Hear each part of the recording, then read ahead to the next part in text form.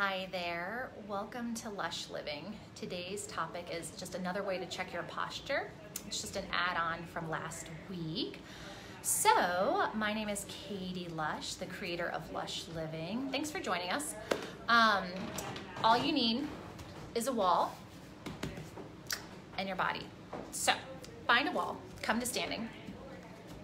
And we're going to talk about how you can utilize a wall to actually check in with your posture, because sometimes sitting in a chair, it's a little hard to feel like where you are in space. It's nice to have like a solid surface to utilize to feel your body. So if you can find a wall nearby, bring your phone with you and have a stand.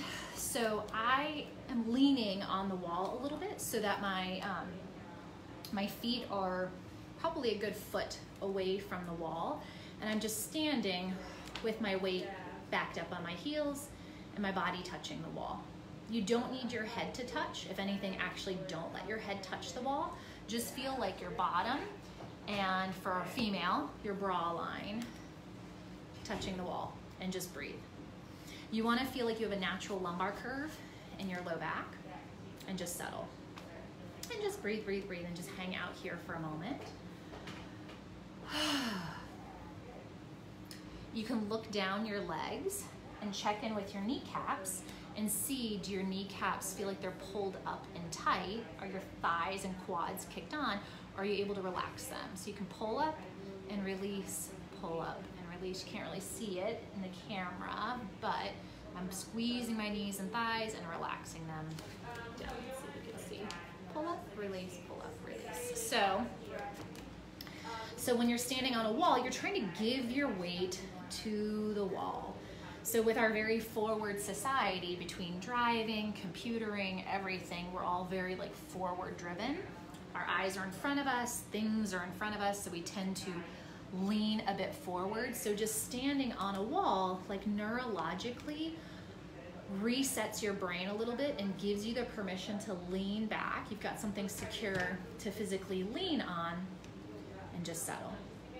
So part of that is teaching your legs to accept the load when you're backed up on your heels. So when my feet are a little bit forward like this, my legs aren't holding all my body weight, the wall kind of is. But even this can be sometimes hard in some people's legs and they want to bend their knees. So you have straight legs, your back is on the wall, you feel your bottom, you feel your mid back, and your head doesn't touch. And you just breathe and settle and stay. So you want to be able to feel specifically this mid-back area like filled into the wall. So one way to kind of feel that is if you were to give yourself a hug and then do like a baby slouch, bend forward, you can feel your back fill out into the wall a little bit more. So you have like a natural bend in your upper back, and that's okay, that's all very normal. And you can just, again, feel your back on the wall really comfortably. You still feel your tailbone. You have not flattened out your low back. Your low back has that natural lumbar curve, but you feel like your bra line area is a little bit more filled into the wall. So just breathe and hang out on this and just see how this feels a little bit different compared to maybe when you were a little bit more upright. So breathe and just hang out here. Your legs are still straight, the kneecaps are still relaxed, and we're just teaching your legs to, again, accept the weight of your body being back in their heels. Because your toes should be light and liftable, right? Breathe, breathe, breathe, breathe, breathe. So, keeping this baby hug, feeling like this shape in your body, just let your arms relax, and you're gonna feel slouched or rounded forward, and that is okay, because we're talking about alignment, not necessarily posture. Fooled you. So when it comes to alignment, we're putting your body on a specific grid so that we can kind of check to see like where some of these movement blind spots are really sort of showing up. So the first one being your ribs and your hip bones, you actually want them to stack vertically like this, yeah, versus something like this where my ribs are actually sticking forward in relation to my hip bone. This is my hip bone, here's my rib cage. You can see how this is sticking out further in space. If I slightly round forward, you can see this top thumb is moving backward and stacking directly over this. So now my rib cage container is stacking over my pelvis container. And my containers are stacked. It gives me better core response. It takes some pressure out of my lumbar. You're no longer shearing in your thoracic, and voila, you can breathe better.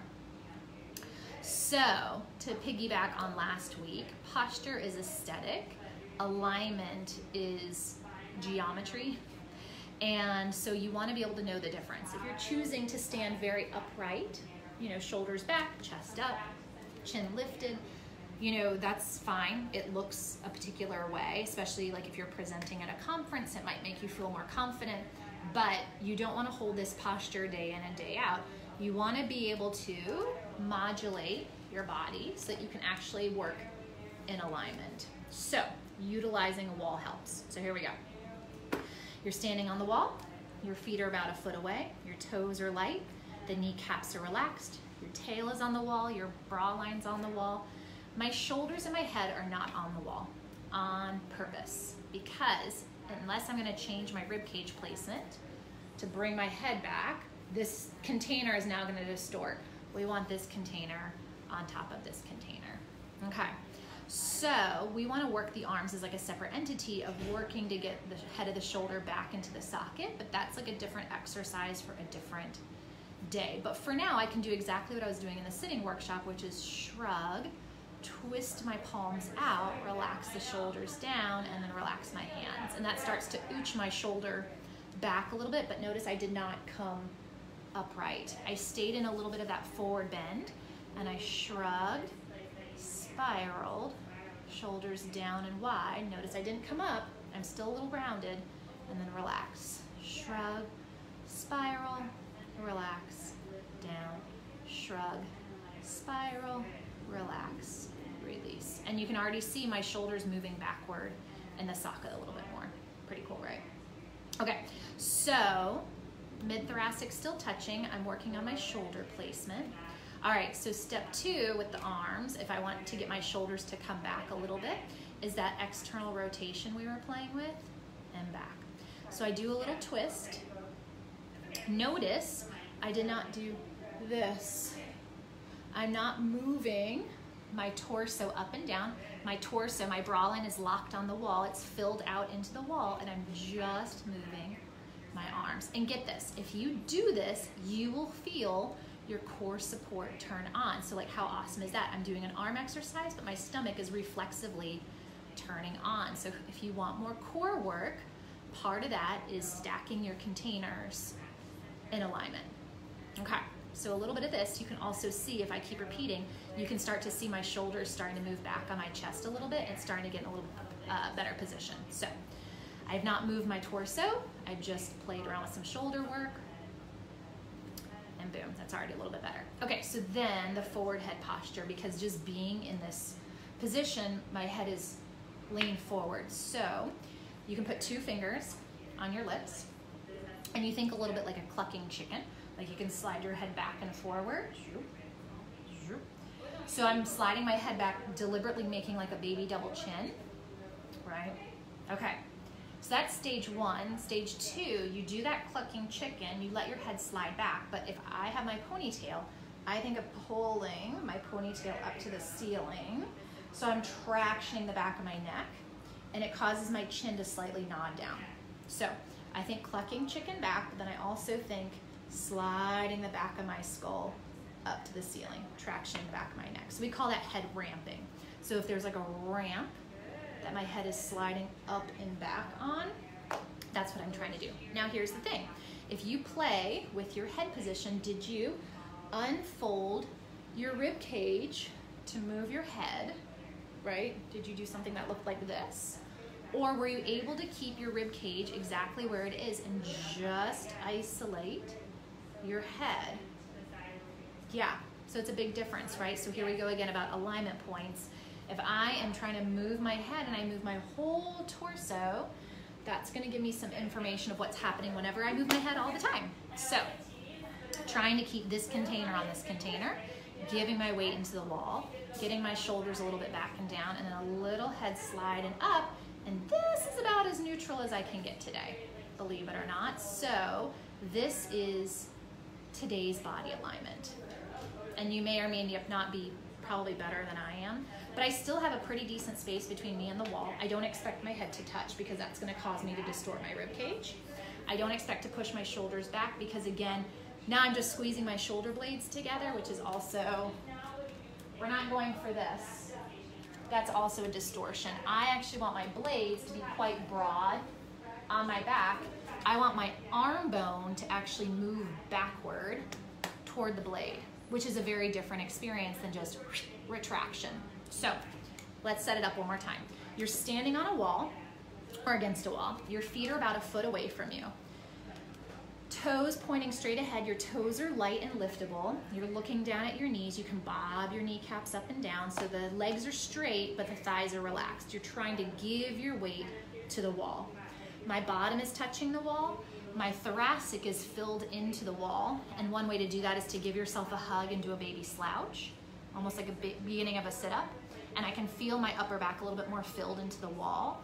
And believe it or not, that means that this container is a little bit better over this container. My ribs and my hip bones are now stacked vertically, straight up and down, versus my preferred posture. My ribs are now sitting in front of my hip bone. We want these ribs to come back directly over this hip bone. Okay, so that's your container posture number one. Then we have to address the shoulders as a separate entity. So you can do what we did last week, which is shrug the shoulders up, twist your palms out wide, relax the shoulders down, and then just simply turn the palms over. And then just repeat. You go shoulders up, spiral the arms out, relax the shoulders down, unwind the forearms, and just keep repeating that. I'm not pinching my blades together, I'm just spiraling my arms in their sockets, right? My containers are still stacked. I'm just mobilizing my arms and shoulders as a separate entity. Okay, and yeah, and you can see how this starts to come back. Then you can do a little external rotation. Everybody loves these for some rotator cuff strengthening and stretching. But again, I'm not whoop, whoop.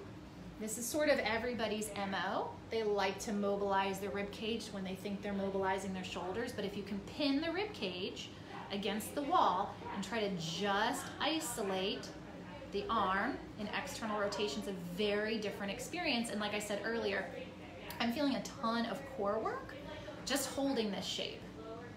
Because now my abdominals are sort of in this perfect position to recruit because they're stacked. They're not overstretched. Yeah, you can see that. This is an overstretched abdominal wall. You can see the compression. Now my ribs and my hip bones are stacked and my abdominals are like ready to fight. So you can do a little external rotation. You can add a little arm slide and glide for a little extra nerve stretching if the fronts of your shoulders feel tight. But again, you're just watching torso bouncing. Okay, so after I've done that, again, you can see the shoulder comes back a little bit. Ah, so much nicer. And then you've got your head ramping, right? You think clucking chicken, and then you think clucking chicken, ponytails being yanked up the wall. I also picture like a conveyor belt tractioning the back of my skull up the wall. Don't think you need to touch the wall. Just go back to where you feel, you know, a little bit of slide. You still have motion, and then tractioning the back of the skull up the wall. Again, did you move your rib cage to move your head? Are you able to just isolate the head and not move your rib cage? When my head travels back, boom, my core turns on. It's a reflexive result, which is so awesome. Because again, core work through alignment. Who knew? So I'm sliding my head back. I'm thinking of those shoulders down and wide. And this is about my posture for today, or my alignment for today. So if I were to bring myself away from the wall, can I recreate the same position without utilizing the wall? So shake your legs out, because standing back like that can put a lot of stress on the backs of your knees, especially if you tend to hyperextend. So if I don't have a wall and I have to recreate that, can I recreate that? Did my brain like absorb some of that? So you think of filling your bra line into the imaginary wall behind you, which may cause you to slightly slouch forward. I say slouch, but you know what I mean. I'm actually slightly rounding forward. So again, I'm trying to get my rib and my hip bone to stack vertically versus my typical dancer ex-gymnast posture, right? Feels slouchy, but I promise it's really not. It's just neutral. And then a little shoulder mobilization. Did I move my ribs? This is when mirrors are helpful, right? I'm able to move my shoulders around, but you don't see me moving my rib cage. A little external rotation, same thing. I'm not mobilizing the upper chest very much. Yeah. And then I'm thinking of my head ramping, which is the hardest one because head's moving back. Bring chest up. So it sometimes helps to just keep a hand on your sternum, keeping your back filled out and sliding your head back without moving that front hand. It's hard, you'll feel your core turn on. Good. So that is posture using a wall. And again, I say posture loosely because really what I mean is alignment. Because again, if I go back into this stance, which is very normal, right? This is, everybody's kind of likes to be a little bit here. It's not awful, but if I do it with enough frequency, it's gonna cause some pain issues, which I have already experienced. So what I'm gonna try to do for my own body is actually figure out a way to fill out my upper back, take some of that compression out of my mid-thoracic, get some core support to help with my diastasis. I'm gonna isolate the shoulders independently of my rib cage, so I'm actually working on my forward shoulder position and my forward head position, which, hate to break it to you, but almost everybody has. So, hopefully you learned something, posture versus alignment. Use the wall. I think it's such a great feedback tool. It's great as a teaching tool, obviously. It's helpful for clients to feel something, and if you are a client, hopefully it helps you, gives you some good proprioception. If you learned something, let me know in the comments, and you can also sign up for, I have like a 3-minute ab lab if you want some more core work. At my website, katylush.com, KATYLUSH.com. Go check us out. I'm coming to you live from downtown Chicago at Chicago River North Pilates lobby because I needed a really good wall and we got a lot of brick and windows. But check us out. Come on down. We'd love to have you. But thanks again for joining me. Take care. See you next week.